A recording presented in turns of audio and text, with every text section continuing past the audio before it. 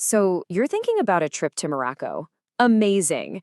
But what happens if your travel dates land smack dab in the middle of its most intense, most important, and maybe most controversial holiday? We're going to break down what it's really like to be there for Eid Al-Adha so you can figure out if it's the adventure you're looking for. Okay, let's get right into it. This is the big dilemma, right? You'll hear some people say that visiting during Eid al-Adha is without a doubt the worst time to go. But then you'll hear others call it the most incredible, authentic, cultural experience of a lifetime. So, what's the real story? Well, we're here to give you both sides so you can decide for yourself. And listen, this isn't some far off hypothetical question. The next Eid al-Adha is expected to happen right around May 26th or 27th in 2026. So if you're even thinking about a trip around then, you're definitely going to want to pay close attention to this.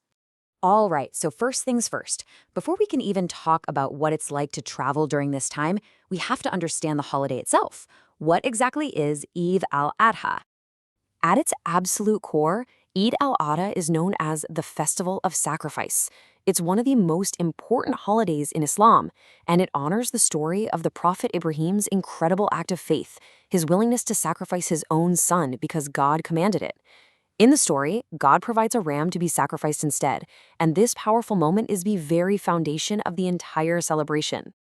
And this holiday isn't just a one-day thing. It's really a whole process. It all kicks off with the search, which starts up to a month before, with families all over the country looking for the perfect sheep or goat.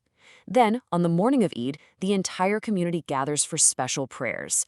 And finally, everything leads up to the main event, the ritual of the sacrifice itself. The meat is then shared with family, with friends, and so importantly, with people in need. It's just this powerful display of community and charity. Okay, so now that we have that context, let's get into the challenging part. Why do some people flat out say this is the worst time to visit Morocco? Let's break down the reasons why. The arguments against being there during Eid really boil down to these three big things. A level of chaos and messiness that can honestly be a little overwhelming. Locals who are understandably pretty stressed out, and a temporary drop in the quality of services for tourists. This quote from one of our sources really doesn't mince words. In the lead-up, the sights and smells of livestock just become part of the city. The markets or souks can get super crowded and messy, and on the day of Eid itself, well, the air is thick with smoke from all the barbecues, and the city's sanitation systems are just pushed to their absolute limit. It's a very raw, very sensory experience that, let's be honest, is not going to be for everyone.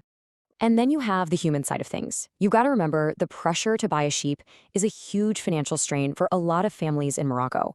So while that famous Moroccan hospitality is always there, many people are just preoccupied. They're stressed, conversations are all about the holiday, and you might even see prices for other things go up a bit. This is also where the holiday can impact your actual travel plans. Eid is a huge family holiday, so a lot of people who work in tourism, in hotels, restaurants, you name it, take time off to be with their loved ones. That can mean staff shortages, things moving a little slower, and some businesses or attractions might even close down for a bit. Now, it's usually just a short disruption, maybe 2 or 3 days, but it's definitely something you need to plan for. Okay, so we've heard the case against visiting, but what about the other side of the coin? Because for a certain kind of traveler, this exact same period offers an absolutely unforgettable deep dive into Moroccan culture. So let's look at the unexpected upside. The potential rewards are just as powerful as the challenges. I mean, we are talking about incredible once-a-year food, a literal front-row seat to ancient cultural traditions, and, for the adventurous out there, this really unique thrill of what some people call enjoying the chaos.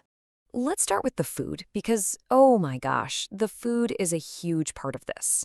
This is when families prepare these special dishes that are just true culinary treasures. You've got mishwi, which is a whole roasted lamb, and maruzia, this incredible sweet and savory tagine made with raisins and honey and saffron. It is a foodie's dream, a chance to taste flavors you might never find any other time of year. But beyond the food, this is your chance for total, unfiltered cultural immersion. You get to witness the preparations in the buzzing markets, you can respectfully observe the deeply meaningful sacrificial ceremony, and you get to see that incredible community spirit firsthand as families share food and celebrate. It is such a powerful thing to witness. And that brings us to this idea of enjoying the chaos. Because for some travelers, this is the whole point. Seeing sheep getting a ride on the back of a motorcycle, hearing the intense sounds of bargaining in the markets, just feeling a city that is completely buzzing with life and tradition. It is Morocco at its most raw, its most unfiltered, and for some, its most memorable. So we've laid out the two extremes, right? The really challenging and the truly extraordinary. In the end, the decision really comes down to one simple question. What kind of traveler are you? It really just comes down to what you're looking for. Take a look at these two profiles. Are you a seeker of comfort and ease, someone who really values cleanliness, order, and predictable schedules? If so, this probably isn't the best time for your trip. But if you see yourself as a seeker of adventure and authenticity, someone who thrives on that raw, spontaneous, chaotic energy, then being in Morocco for Eid Al-Adha could honestly be the trip of a lifetime. Ultimately, there is no right or wrong answer here. There's only what's right for you. So when it comes to your Moroccan adventure, what's it going to be? Will you be the traveler who embraces the beautiful, intense chaos of Eid, or the one who decides to plan around it? The choice is yours.